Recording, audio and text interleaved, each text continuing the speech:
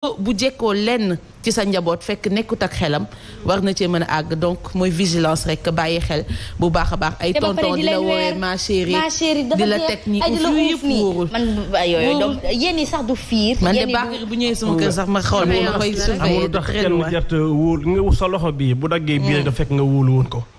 am na ñoo xam ne li ñu lay wax ak li ñuy def bokkul amartukal xayra laakin ma tamartu bihi di koy sondeel lañ yor dañuy leeral li ñuy lakk seen bopp oustaz bañ ko fekkee muy waaraata ba doyal weeru koor jot ñu fekk ko jigéen ña jaaxaan ci wetam mu teg sàngaraam ñu ne ko oustaz lii la mu ne man que li téere yi doon wax laa leen doon nettali man lii laay def laajulee man li may def man def lii laay def kon mbir mi bul wóolu kenn bu njëkk ba nag da nga naan wax naan jigéen ñi ñoo agressé nit ñi ndax dañoo tóojal seeni ween ndax mango bu ñu xolli ak bu ñu xolliwul weññi mango bi ñu xolli la ñu gën a topp waaye léegi nag dañuy dem bay wengal ay kuus liir ki nekk liir ñu wengal kuusam di dugal seen baaraam ya dem ba temps passé benn xale dañ kaa yóbbu hôpital fekk na biir bi day metti xale la mi ngi toll ci nàmp bi ñu xoolee ba xool ndekki te duñ ko doon jox awara mu koy sex man ni ba tuuru ci biiram mooy metti biir bi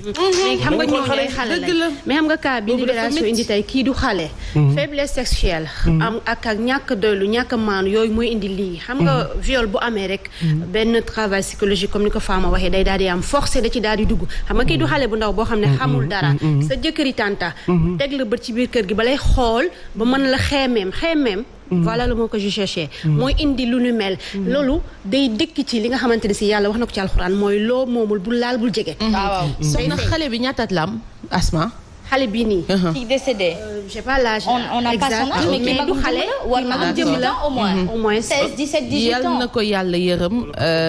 waaye di jël exemple rek doguma la soxna Fall des fois tamit ñu jiiñ ab nit dara fekk nit provoqué na benn affaire loolu tamit lu mat a bàyyi xel la blâmewu ma xale yi quoi qu'il advienne Fama Ba jigéen yàlla pouvoir bi mu ko may tout à fait je suis d'accord jigéen charme la du rëbb muy sooy may ma ñëw Pa Ousmane waaye dama ne contrôle ci loo moomul dafa war a am gis nga bu fekkee nit ki cokkaas na la Fama buggoo bul ci dem boo bëggee na nga ko ñeme ndemal nga wax tàntam ne que damaa bëgg takk sa jalbaatu soxna nga ne ci biir kër gi war nga xool beneen bët lu mu la charme parce que am na ñoo xam ne charme naturel la ci ñoom lu ñuy forcé jekk naturel la ci ñoom du lu ñuy forcé du artificiel du dara bu fekkee da nga am faiblesse nag sexuelle ba xoole ko beneen bët jël bët bi nga xam ne nga waroon xool yow ya xam nga ni ki ko violé moo ko mag fuuf normalement ni ñu waxtaan rek ñii xeemeem lay doon kon bu ci teguloon gëtam wala mu bàyyi ci xelam wala mu xeex ak bakkanam du yegg si fii Asma ba nga dëgg waaw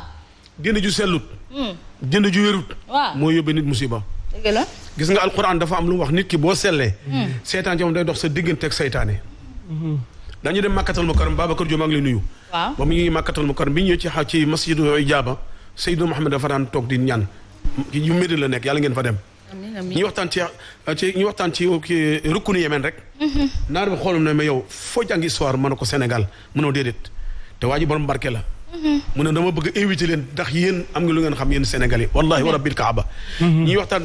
bi ñuy dem ne ko mën a Babacar ñu dem ak waa présidence ba ñu demee ba ci àgg mu ne mu wootee ne jabaram soxnaam am na ay gan ay góor lañu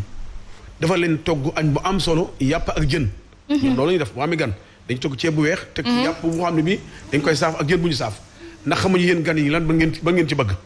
mais dugg nañ foofu bañ defa ñu taranga ba day génnee gis ñu lu bokk nit dégg nañ jigéen yi wax nag waa gisuñu leen am lu ko waral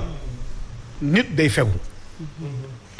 très bien en tout cas mi ngi noonu di masawu toute sa famille di bokk ak ñoom naqar gi ndax ñun ay jigéen lañu te am nañ ay rakk am nañ ay doom yu jigéen am nañ ay jarbaat di surtout kenn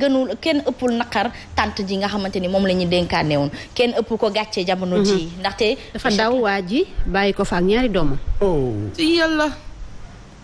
di nuy compter bëgg baay mi ngi teewlu émission bi bu baax a baax di rafetlu li ñu doon waxtaanee ci faydu bi di nuy tamit Baye Adam Beng moom mi nga xamante ni mooy borom 2 gallons yi léegi nga de mi nga wax moom itamit ñoo ngi koy ziar mu bokk ci dayratul awladi Cheikh al Islam bu yaa ndey mu baay kon nag bu Maye Ibra Fall itam maa ngi leen di ziar bu baax a baax ñu dugg nag ci suñu app éphéméride on est aujourd'hui le 20 août 2021 août vient à peine de commencer il touche déjà justement à sa fin Fama Ba alors on retourne sur ce jour-là les années passées on commencera par 1900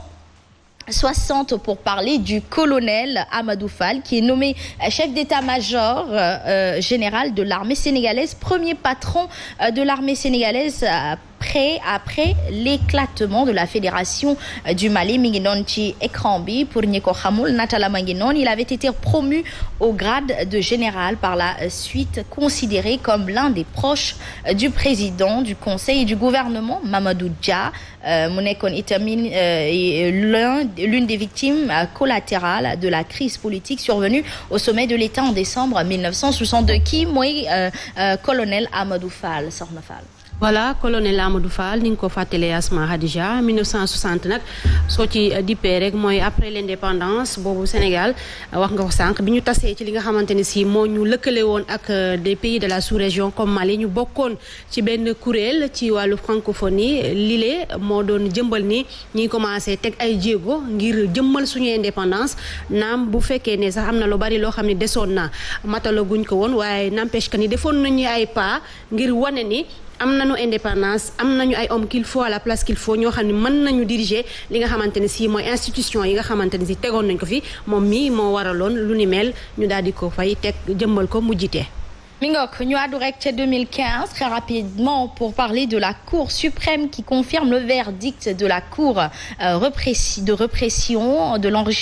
l'enrichissement illicite. Pour parler de Karim Meïssa Wade, il est charismatiquement beau, machallah, ça c'est mon commentaire propre. Sur l'affaire Karim Wade, bien sûr, l'ancien ministre des Infrastructures qui avait été condamné le 23 mars 2015 à une peine de 6 ans d'emprisonnement assortie d'une amende de 138 milliards de francs CFA. Une peine qui aujourd'hui n'a pas totalement été épuisée, mais aussi la CREI qui revient pour dire que c'est un démenti, il n'a absolument rien pris, Soxna Fall.